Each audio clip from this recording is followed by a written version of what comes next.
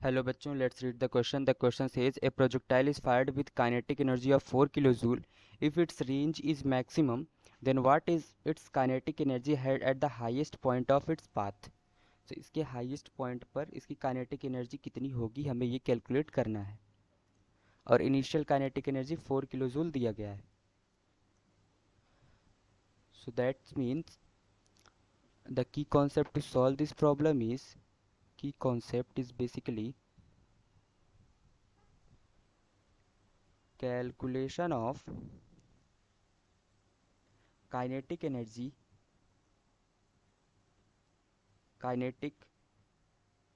energy at the highest point of projectile.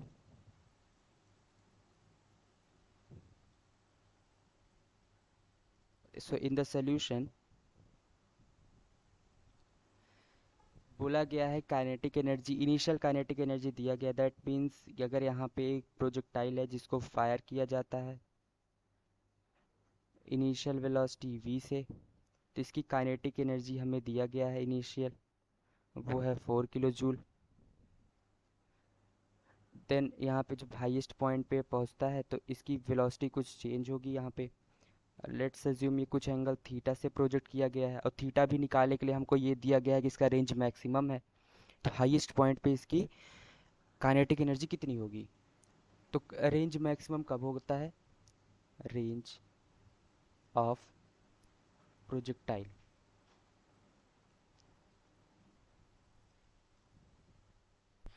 Range of projectile होता है U square sine 2 theta, U square sine 2 theta divided by G. जहाँ पे theta क्या होता है, theta होता है प्रोजेक्टाइल एंगल, जितने हॉरिजॉन्टल से जितने एंगल पे इसको प्रोजेक्ट किया जा रहा है, और यू होता है initial velocity.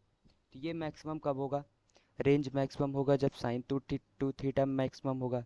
Sign 2 theta maximum होता है 1. That means 2 theta should be 90 degree. That means theta should be equal to 45 degree. तो थीटा की वैल्यू हमें यहाँ पे गिवन है बाय द क्वेश्चन, हमने निकाल लिया 45 डिग्री. तो हाईएस्ट पॉइंट पे इसके पास वेलोसिटी कितनी होगी, इसके पास केवल और केवल हॉरिजॉन्टल वेलोसिटी होगी, जो कि होगी v cos थीटा. क्योंकि हॉरिजॉन्टल डायरेक्शन में यहाँ पे ऐसे देखें,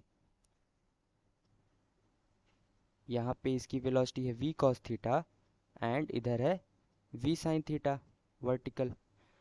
बट जैसे जैसे ये ऊपर जाएगा इसकी v sin थीटा की वैल्यू घटती रहेगी, क्योंकि एक downward acceleration due to gravity लग रहा है, जिससे कि वर्टिकल वेलोसिटी डिक्रीज होगी. बट हॉरिजॉन्टल डायरेक्शन में कोई फोर्स नहीं लग रहा, कोई एक्सेलरेशन नहीं है, तो हॉरिजॉन्टल वेलोसिटी ऑलवेज कांस्टेंट होगी. तो हाईएस्ट पॉइंट पे वर्टिकल वेलोसिटी ज़ीरो हो गई और horizontal velocity v cos theta हो गया.